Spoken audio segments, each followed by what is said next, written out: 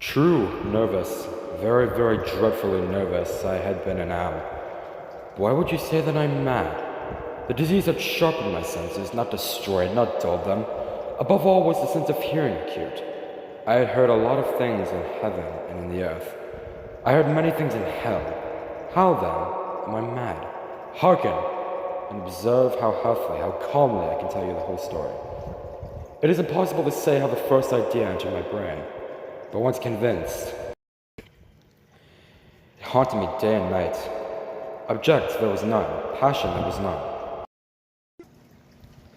I loved the old man. He never wronged me. He never given me insult. For his gold, I had no desire. I think it was his eye. Yes, it was this. One of his eyes resembled that of a vulture, a pale blue eye with a film over it. Whenever it fell upon me, my blood ran cold. And so by digress, very gradually I made up my mind to take the life of the old man and thus rid myself of the eye forever. Now this is the point. You fancy me mad. Madmen know nothing, but you should have seen me. You should have seen how wisely I proceeded. With what caution, with what foresight, with what dissimulation. I went to work. I was never kinder to the old man during the week before I killed him.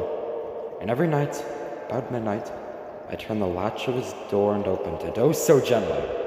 And then, when I made an opening sufficient for my head, I put in a dark lantern, all closed so that no light shone out. And then I thrust my head in. Oh, you would have laughed to see how cunningly I thrust in. I moved it slowly, very, very slowly, so that I might not disturb the old man's sleep. It took me an hour to place my whole head within the opening, so far that I could see him lay upon his bed. Ha! Would a madman be so wise as this?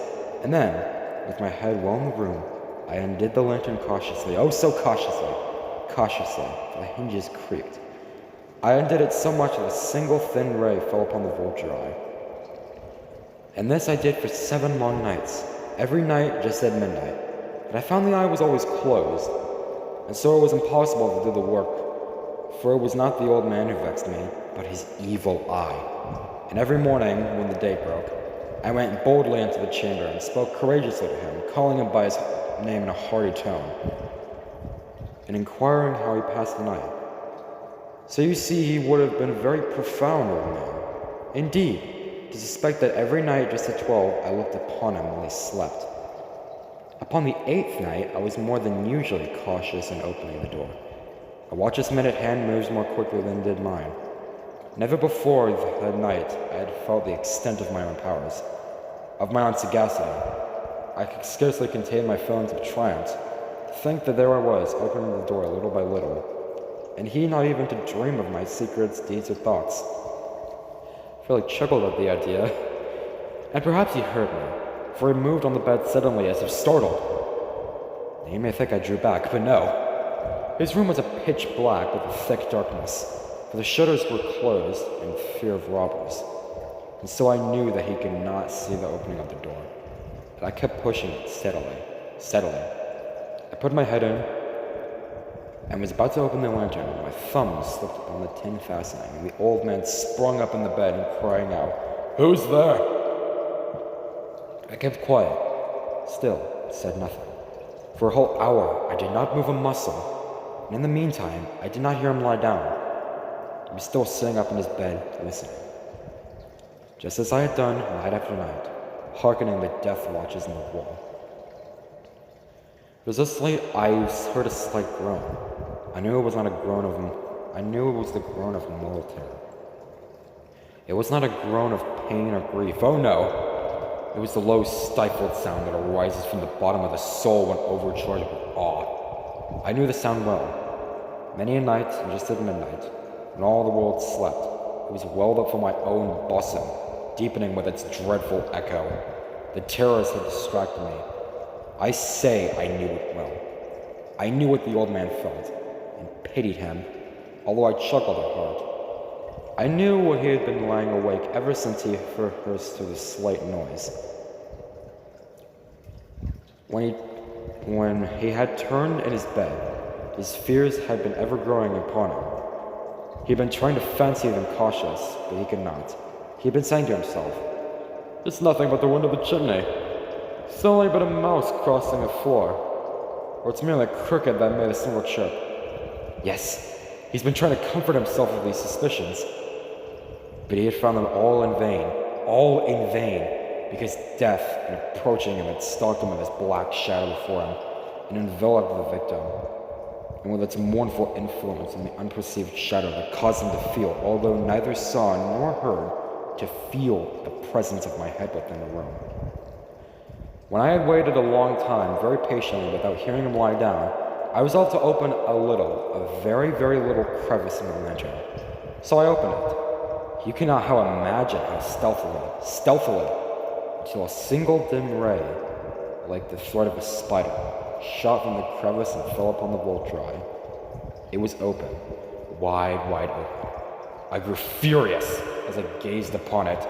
I saw it with perfect distinctness, a dull blue with a hideous veil over it, that chilled me to my very bones. But I could see nothing else of the old man's face or person, for I had directed the way, if by instinct, precisely upon the damp spot. And now I have not told you that what you mistake for madness is but over-acuteness of the senses? Now I say, there came to my ears a low, dull, quick sound, such as a watch makes when enveloped in cotton. I knew that sound well, too. It was the beating of the old man's heart. It increased my fury, as if the beating of a drum stimulates a soldier into courage. But even yet, I refrained and kept still. I scarcely breathed. I held the lantern motionless. I tried how steadily I could maintain the ray upon the eye. Meantime, the hellish tattoo of the heart increased. It grew quicker and quicker and louder every instant. The old man's terror must have been extreme. It grew louder. I say louder every moment. Do you mark me well? I've told you that I am nervous. So I am. And now, at the dead hour of night, amid the dreadful silence of the house, so strange a noise that this excited my uncontrollable terror. Yet for some minutes longer I refrained and stood still, but the beating grew louder and louder. I thought the heart might burst, and now a new anxiety seized me. The sound would be heard by a neighbor. The old man's hour had come. With a loud yell I threw open the lantern and leaped into the room. He shrieked once, only once. In an instant I dragged him to the floor and pulled a heavy bed over him. I smiled gaily, for the deed so far had been done. But for many minutes the heart beat on with a muffled sound. This, however, did not vex me. It would not be heard through the wall. At length it ceased. The old man was dead. I removed the bed and examined the corpse. Yes, he was stone dead. I placed my hand upon the heart and held it there for many minutes. There was no pulsation. He was stone dead. His eye will trouble me no more. If you still think that I'm mad, you will so no longer when I describe the wise precautions I took for concealment of the body. The night waned and I worked hastily, but in silence. First of all, I dismembered the corpse. I cut off the head and the arms and the legs. I then took up 3 planks from the floorboard of the chamber and disposed all between the scantlings. I then replaced the boards so cleverly, so cunningly, that no human eye, not even his, could have detected anything wrong. There was nothing to wash out. No stain of any kind, no blood spot whatever. It had been too wary for that. At top I caught it all. Ha ha! When I had made an end of these labors, it was 4 o'clock, still dark as midnight, as the bell sounded the hour. There came a knocking at the street door. When I went to open it with a light heart, for what now I had to fear? There entered 3 men who introduced themselves, with a slight suavity, as officers of the police. A shriek had been heard by the neighbors during the night. Suspicion of foul play had been aroused. Information had been lodged in the police office, and they, like the officers, had been deputed to search the premises. I smiled, for what I had to fear. I bade the gentleman welcome. The shriek, I said, was my own in a dream. The old man I mentioned was absent in the country. I checked my visitors all over the house. I bade them, search well. I led them at length to his chamber. I showed them his treasures, secure, undisturbed. and the enthusiasm of my confidence, I brought the chairs to the room and desired them here to rest for their fatigues, while I myself, in the raw audacity of my perfect triumph, placed my own seat upon the very spot beneath which rests the corpse of the victim. The officers were satisfied. My manner had convinced them. I was singularly at ease. They sat, and while I answered cheerily, they chattered of familiar things. But ere long, I felt myself getting pale, and wished them gone. My head ached. I fancied a ringing in my ears, but they still sat and chatted.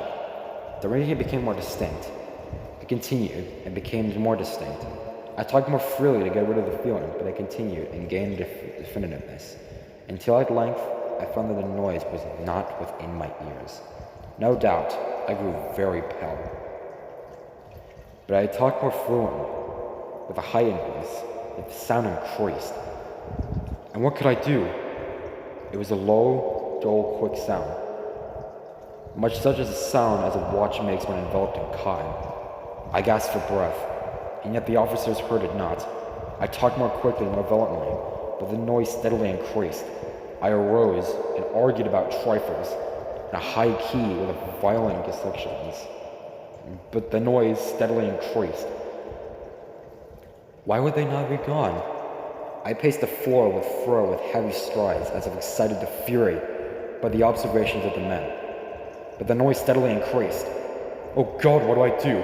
I foamed, I raved, I swore. I swung the chair upon which I'd been sitting, and grated upon the floorboards, but the noise arose all over and continually increased. It grew louder and louder, and the men chatted pleasantly and smiled. Was it possible they heard it not? Almighty God, no, they heard, they suspected, they knew. They were making a mockery of my horror. This I thought, and I think, but anything was better than this agony. Anything was more tolerable than this desolation. I could bear those hypocritical smiles no longer. I felt I must scream or die, and now again, hark, louder and louder and louder. Villains, I shrieked, dissemble no more. I admit the deed. Tear up the planks, here. It's the beating of his hideous heart.